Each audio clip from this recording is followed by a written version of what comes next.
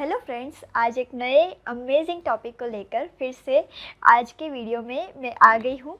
आज का हमारा टॉपिक है कि कैसे फेक पीपल को आइडेंटिफाई किया जाए, क्योंकि हम में से बहुत सारे लोगों का यह एक्सपीरियंस रहता है कि कोई ना कोई आके हमें धोखा देता है, हमारा नुकसान करता है, हमारे साथ फ्रॉड करता है, स्कैम करता है। तो अगर पहले से ही ऐसे इंसान को अगर हम आइडेंटिफाई कर सके तो हमारा नुकसान होने से बच सकता है। Myself Puja, I am a life coach and a healer. आज के वीडियो में हम जानेंगे कि फ़ेक पीपल को आइडेंटिफाई कैसे किया जाए। उसके लिए मैं बहुत ही एक मज़ेदार स्टोरी आप सभी को सुनाती हूँ। एक इंसान रोते हुए जंगल से जा रहा था। जंगल से जाते वक्त उसने मन में सोच लिया था कि अब मुझे जीना नहीं है, क्योंकि मेरे दोस्त ने मुझे बर्बाद कर दिया है, मेरा नुकसान कर दिया है। अब मेरा जीवन किसी काम का नहीं। ऐसे ख्याल करते हुए वो जंगल से जा रहा था और उसने सोच लिया था कि अब मैं सुसाइड करके मर जाऊँगा। जंगल से जब वो गुज़र रहा था तभी उसने एक पेड़ के नीचे एक मंक को बैठा हुआ देखा। तो वो जाकर मंक के पास जाकर बैठता है और मंक देखते हैं कि वो रोता हुआ जा रहा है और जाते हुए मंक उसे रोक लेते हैं और उससे पूछते हैं कि क्या कारण है कि तुम इतना दुखी हो, इतना रो रहे हो, इतने परेशान लग रहे हो। तो वो इंसान अपनी सारी स्टोरी उस मंक को सुनाता है कि कैसे उसके बेस्ट फ्रेंड ने ही उसे पूरी तरीके से लूट लिया, उसे बर्बाद कर दिया। उसकी जो भी प्रॉपर्टी थी, उसके जितने भी पैसे थे, उसने वही लूट कर, उसे धोखा देकर फिर वहाँ से वो फ़रार हो गया। और इस इंसान ने मन ही मन खुद को कोसता हुआ जा रहा था और उसने मंक से कहा कि अब मैंने सोच लिया है कि अब मुझे आगे नहीं जीना है, मुझे मर जाना है।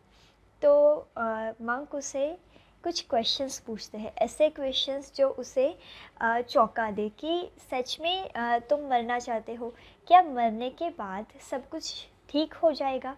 क्योंकि अगर किसी नेगेटिव इमोशंस के साथ अगर तुम सुसाइड करके मर भी जाते हो तो ये सारा दुख दर्द तो तुम नेक्स्ट लाइफ में भी कैरी फॉरवर्ड करके ले जाओगे। तो उससे अच्छा तो ये है कि तुम ये कला सीख लो कि कैसे फेक पीपल को आइडेंटिफाई किया जाए।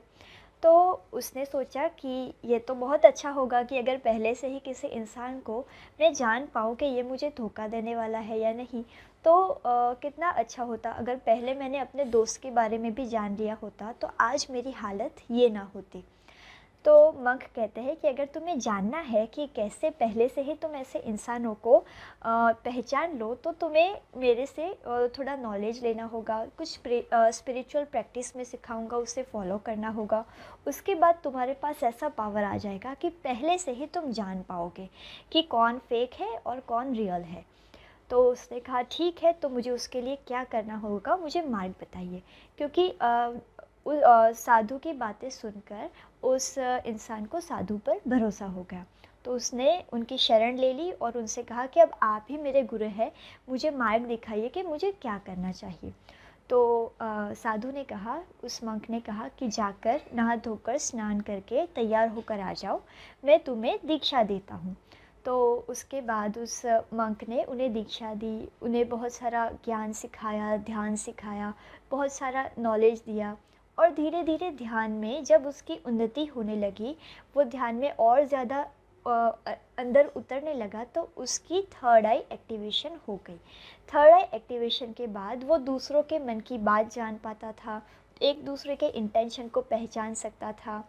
और उसके पास ये पावर आ गया था कि कोई भी इंसान किस इंटेंशन से उसके पास आ रहा है वो उसे जान पाए।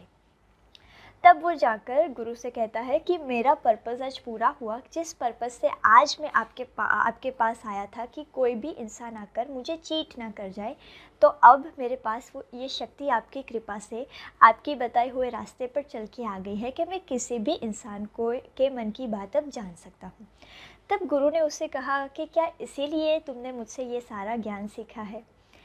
तो वो इंसान थोड़ी देर सोचने लगता है। तब उसने कहा कि ये पावर तो थोड़ा सा तुमने सिर्फ इसी चीज़ों के लिए अगर मुझसे ज्ञान लिया, ये साधना की, तो ये तो बहुत छोटा पर्पस हुआ, क्योंकि किसी भी कोई इंसान फेक है या रियल, उसकी डे बाय डे वो कैसी रूटीन फॉलो करता है, कैसी हैबिट्स फॉलो करता है, छोटी छोटी चीज़ों में वो कितनी ईमानदारी रखता है, इससे भी जाना जा सकता है। मैंने तुम्हें इसलिए ध्यान और ज्ञान नहीं सिखाया कि तुम लोगों के मन की बात जान सको, तुम अपने आत्मा को ऊपर उठाकर एनलाइटन हो सको। ये सारी स्पिरिचुअल प्रैक्टिस मैंने इसलिए सिखाई है। तो इससे भी आगे बहुत कुछ है, तुम्हें वहाँ तक पहुँचना है।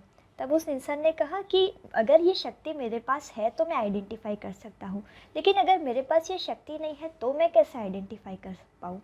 तब उसने कहा कि जब वो दोस्त तुमसे मिल रहा था, तुम दोनों साथ में घूम फिर रहे थे, तब वो कैसे रूटीन्स फॉलो करता था, कैसे हैबिट्स फॉलो करता था। तो क्या कभी तुमने ऑब्ज़र्व किया है, क्या छोटी छोटी बातों में जब उसे कोई ऑब्ज़र्व नहीं कर रहा, क्या तब भी वो ईमानदार रहता था, या इतना चीटिंग करना अलाउ है करके दूसरों को चीट करता था। तो उसने कहा कि एक बार गलती से सब्ज़ी वाले ने हमें 10 रुपये की जगह 20 रुपये लौटा दिए थे। तब उसने कहा कि 10 रुपये वापस लौटाने में कोई दिक्कत नहीं है, 10 रुपये बहुत छोटी अमाउंट है, अगर हमने नहीं भी लौटाया तो देन इट्स कम्प्लीटली फ़ाइन। और उसके बाद उसने कहा कि एक बार हम लोग रास्ते से जा रहे थे, बूढ़े इंसान को मदद की ज़रूरत थी। अब क्योंकि उस वक्त हम किसी काम से जा रहे थे, तो हमारे पास टाइम था कि हम उन्हें मदद कर पाए, लेकिन उन्होंने कहा कि अभी हमें जल्दी है, काम पर जाना है, तो कोई और इन्हें मदद कर देगा। तो उन्होंने कहा कि क्या ये सारी चीज़ें जब वो कर रहा था, क्या तब तुम्हें उस पर शक हुआ था। तो उसने कहा नहीं, मेरा दोस्त है, उसने कहा इतना तो चलता है, तो मैंने कभी उस पर डाउट नहीं किया था। तब साधु ने कहा कि हर एक इंसान हर छोटे काम को जिस तरीके से करता है, उस छोटे काम से ही उसका पूरा चरित्र का निर्माण होता है। अगर छोटे काम में अगर वो गलत तरीके अपनाता है, गलत चीज़ें करता है, तो डेफिनेटली बड़ा गलत काम करते वक्त वो हिचकेगा नहीं। तो ये उसके लिए इतनी सारी साधना की ज़रूरत नहीं थी। मैंने तुम्हें ये ज्ञान दिया है एनलाइटन को अचीव करने के लिए, तो इस ज्ञान में और आगे बढ़ो और एनलाइटन तक का सफ़र पूरा करो। सो दोस्तों, ये मैसेज आप सभी के लिए भी है कि जब भी आपकी किसी से रिश्तेदारी होती है, किसी से फ्रेंडशिप होती है, कोई आपका फ्रेंड बनता है, कलीग बनता है, अगर छोटी छोटी बातों में चीट करना, किसी को बुरा बोल देना, अगर किसी ने 100 रुपये की जगह गलती से 150 रुपये दे दिए है तो 50 रुपये उसे वापस लौटाने ना जाना, ऐसे छोटे छोटे काम करते वक्त अगर कोई इंसान ईमानदार रहता है, अगर अपने बेस्ट परफॉर्मेंस अगर देता है जब उसे कोई देख नहीं रहा, तो डेफ़िनेटली वो इंसान तब भी अपना बेस्ट परफॉर्मेंस देगा जब उसे बहुत बड़ा फ़ायदा होने वाला है। वो हमेशा विन विन गेम खेलेगा, कभी भी लूज़ विन गेम वो नहीं खेलेगा। तो उसी तरीके से हम आइडेंटिफाई कर सकते हैं कि इंसान फेक है या रियल है। आज की इस स्टोरी से आपको अगर कुछ अच्छी सी सीख मिली है तो उसे कमेंट बॉक्स में कमेंट करके ज़रूर बताएं। और हमारे आने वाले वीडियोस को अगर आप देखना चाहते हैं तो अभी सब्सक्राइब बटन को हिट करके बेल आइकन ज़रूर दबा दीजिए, ताकि आप हमारे आने वाले वीडियोस को भी देख पाएँ।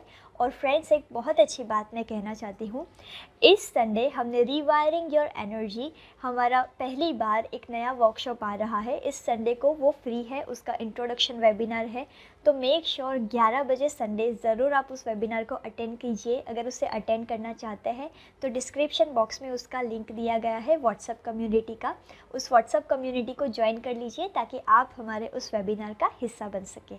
Thank you so much for watching this video.